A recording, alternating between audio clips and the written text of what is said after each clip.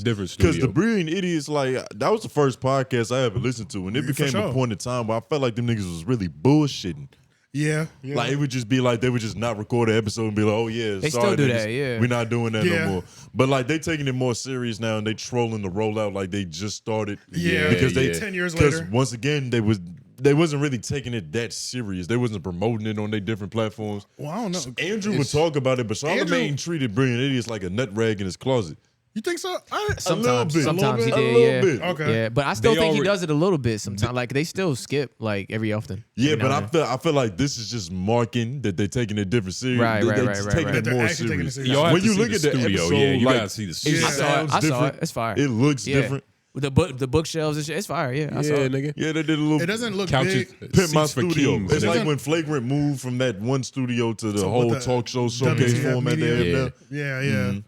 But the thing with the lavaliers. Brilliant Idiots is that Schulz has been wanting his own space since the beginning of the podcast. He wanted to take it serious. I vividly remember that, and that's why it was like, I mean, they were having arguments on there where he's like, Chris won't spend no money on this, and we need a fucking studio because he was sick of it. And then that's when he got, that's when he started his thing. On his own joint, got his studio. Flagrant took off, and it was like he found him a little minority co-host.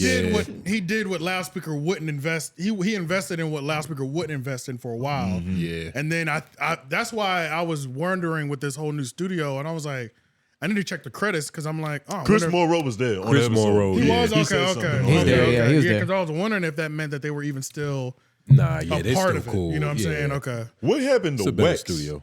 Wax used to be on every episode, and he turned them shits up too. And I don't ever see him even with Charlamagne no more. No, they're not together. Because remember on the $1 million worth of game episode just now, he was talking about I didn't see the whole shit. He was talking about the Menace situation, and he referred to Wax as his former associate. Oh, I didn't even hear that. Yeah. Damn. Yep. Damn. I wonder what happened. Shout out to Bully and the Beat Spot. Yo, them niggas was homies. Like, I mean, day one. Like they go bodyguard, right? Moncks Corner, South Carolina. They go back like they got like 20 years of like they got like a dub in it. You know what I'm saying? It's like when you got a goon friend and you a rapper and he just becomes security. Yeah. The Reddit lore with Wax is the Reddit conspiracy is that Wax was messing with one of the interns or something of that nature. I think this that also Loudspeakers Network. I think one of Charlamagne's interns, possibly. He definitely won't fucking Taylor. It ain't Taylor. No. She's probably not even an intern. She has a position. She has a straight position. She works at the Black Effect Network. She got like she has like a high position. Yeah. She produces the brand. Yeah, the COO. She got a job. Shout out Yeah. Taylor. We just don't want to hear you speak. We don't. All the time. Yeah. But so he was macking on Charlamagne's Well, I think what interns? happened was it was a combination of two things because I don't know. This is all alleged and this is all what Reddit said. Speculation. And this is all speculation what Reddit said. Also, he was married to that girl Carla. Yeah, and that whole shit fell out. And that whole thing fell out in the midst of that. Maybe there might have been an intern caught up in that as well too. Things could have went left because if you're married, the intern could always sue somebody who's married if there is any sort of infidelity. And he wasn't married yet. He was getting married. Or something like that. Charlamagne, to prevent anything, if somebody did try to sue Wax, had to separate himself from him because he's the bigger face. So he would be caught up in that. He would be caught up in it automatically. Like if you get that's what it's something along those lines. I don't believe that one. I don't know. I don't believe that. I don't believe it 100% just because it's like Wax been knocking these hoes down. Wax has done wilder shit that Charlamagne has to keep secret. Yeah, exactly. There's some shit that happened in 2004 that he's more worried about. For for sure. With a white bitch. This is simple. So honestly, I don't know. But that's all Reddit was saying.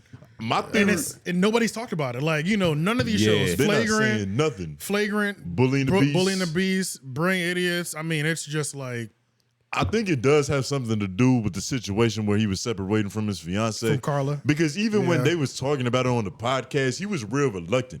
And Charlamagne in the past, they've always been able to playfully get Wax to talk about some shit he did. Yeah. But it's back in the day, so it's a little statute of limitations, and it's all in good fun. But the fact that they were trying to put that, but as it's going on, this is a sore wound, and you're trying to get this nigga to reveal why he's not with his girl no more, and it's like I get it, but I can understand the nigga being upset about that.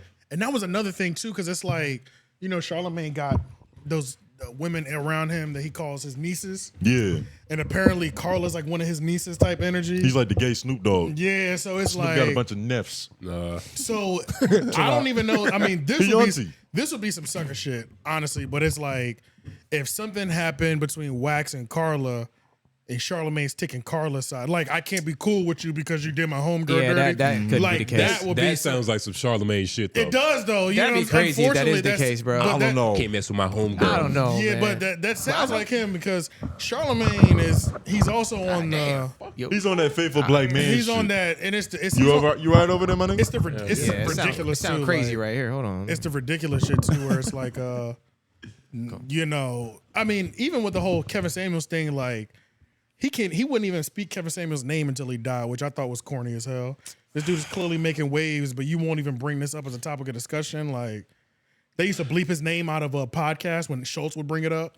It was that Charlamagne serious? Wow. Oh, it was that serious. has took a couple checks from a couple different high officials that want to push a certain agenda. Exactly, for sure. Because it was a certain time period where it was like something's different about this nigga. Like, oh my God, it was overnight too. Yeah, It was crazy overnight. Like It must be hard to know. keep calling women bitches and hoes when you got 4 daughters, you got a wife, you got a bunch of just women around you because that's what you've been surrounding yourself with. And he talks about all the time how he just likes working with women. He's just it's just a whole team more of them. Only. You know what it is, energetic bro? experience. That's exactly what it is. Now all his life is devoted to empowering women, bro.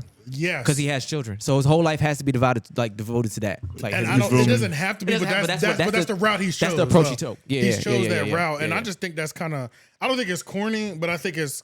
I think it's corny. It's At the good for same time, parenting, but it's not the best for broadcasting. It's not, and it's not even the Yeah. best for.